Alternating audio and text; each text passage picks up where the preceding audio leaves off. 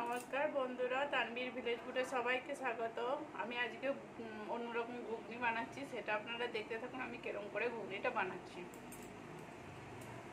আমি আলু কেটে এখানে মটর ভিজিয়ে রেখেছিলাম কাল রাত থেকে, এটা ভিজানো রয়েছে, কেন আলু কেটে নিচ্ছি আমি।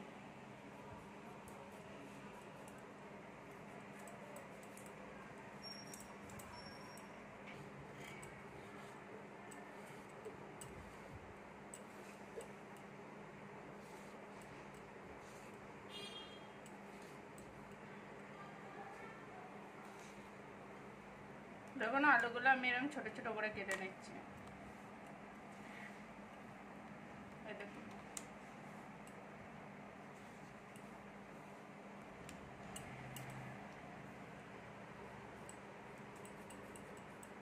দেখুন আমার আলু কাটা হয়ে গেছে, আমি এই মটরগুলো এর সাথে মিশিয়ে ধুয়ে নেবো, নিয়ে কুকারে সিটি মেরে নেবো।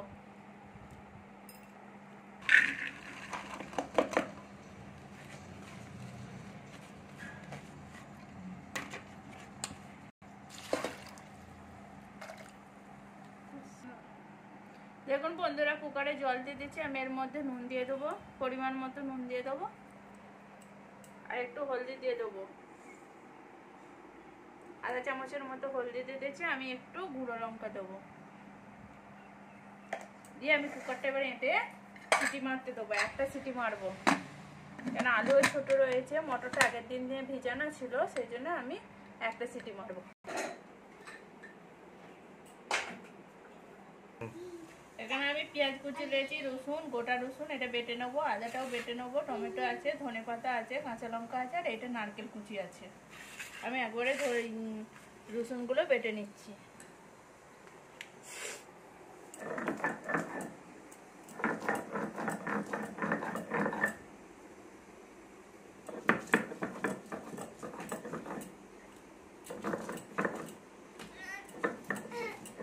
আমার রসুন বাটা হয়ে গেছে,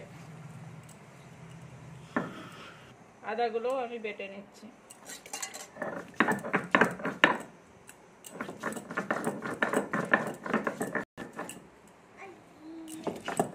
দেখুন আমার আদাটাও বাটা হয়ে গেছে। দেখুন আমার তেল গরম হয়ে গেছে, এর মধ্যে গোটা তেজপাতা, শুকনো লঙ্কা আর একটু গোটা জিরে দিয়ে দিচ্ছি।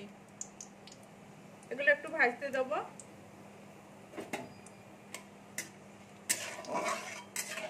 দেখুন আমার ভাজা হয়ে গেছে, আমি এবার পেঁয়াজ কুচিগুলো দিয়ে দিচ্ছি।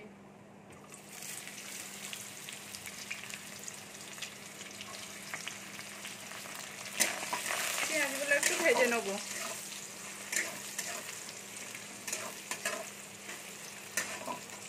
আমার পেঁয়াজটা ভাজা হয়ে গেছে, আমি এবারে রসুন বাটাটা দিয়ে দিচ্ছি। রসুনটা আমি একটু হালকা ভেজে নেবো, কেন রসুন বেশি ভাজলে তিতো তিতো লাগবে, আদা রসুন, রসুনটা একটু ভেজে নিচ্ছি। আদা বাটাটাও আমি দিয়ে দিচ্ছি, তো এটা একটু ভেজে নেবো। আপনারা পারলেন একসঙ্গে আদা রসুন দিয়ে দিতে পারেন, একসঙ্গে বেটে, আমি আলাদা করে নিয়েছি, কোনো অসুবিধা হবে না।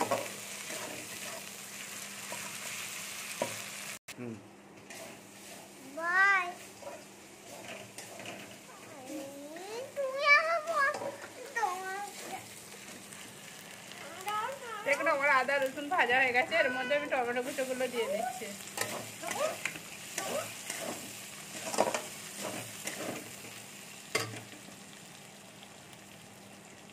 নুন তো দেওয়াই রয়েছে, একটু সামান্য পরিমাণে নুন দিচ্ছি যাতে টমেটোগুলো গলে যায়। এর মধ্যে লাল মির্চি দিচ্ছি, শুকনো লঙ্কার গুঁড়ো, হলদি গুঁড়ো দেওয়া ছিল ওই জন্য হলদি গুঁড়ো দিচ্ছি না, ধনে পাউডার আদা আর জিরে পাউডার আধা চামচ দিচ্ছি। আর এর মধ্যে আর একটা জিনিস দেবো, কাশ্মীরি লাল মির্চি দেবো, কিছু কমে 1 চামচের মতো দিয়ে ভালো করে একটু জল দিয়ে ঘেঁটে দেবো। এবার মশলাটা ভালো হবে, কেন হলদি দেওয়া রয়েছে মটর আলুতে, ওই জন্য হলদিটা দিচ্ছি না।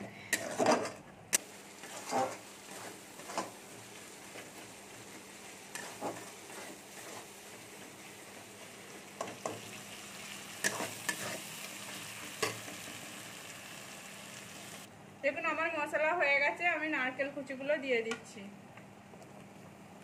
আপনারা যদি পারেন হলুদও দিলে কোনো অসুবিধা নাই, কিন্তু আমি হলুদটা দিচ্ছি না, আপনাদের মন মর্জি। দিয়ে এটাকে ভালো করে একটু নেড়ে নেবো মশলার সাথে। এটা একটু ভাজা হয়ে যাবে। আমি কিন্তু কাঁচা নারকেল নিয়েছি, শুকনো নারকেল নিয়ে নিই, কাঁচা নারকেল নিয়েছি।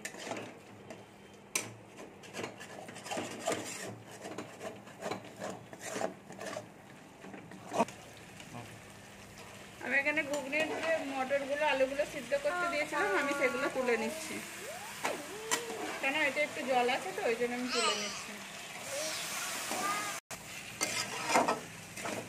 এটা একটু নেড়ে নিচ্ছি এর সাথে।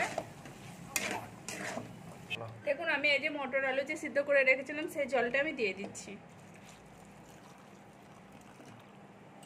আর পরিমাণ অনুযায়ী দেবো, আর একটু দেবো।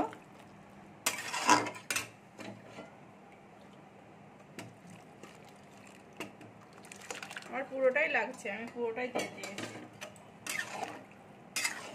এই জলটা এবার আমি ফুটতে দেবো। দেখুন বন্ধুরা আমার পুরো কমপ্লিট হয়ে গেছে। এর মধ্যে আমি 3টে কাঁচা লঙ্কা কুচি দিচ্ছি আর একটু গরম মশলা দিচ্ছি।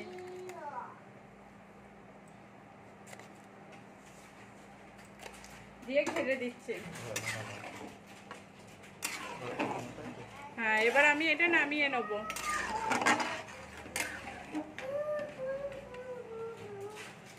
আর উপর থেকে কিছু ধনেপাতা ছড়িয়ে দিচ্ছি। দেখুন দিয়ে ঘেটে দিচ্ছি।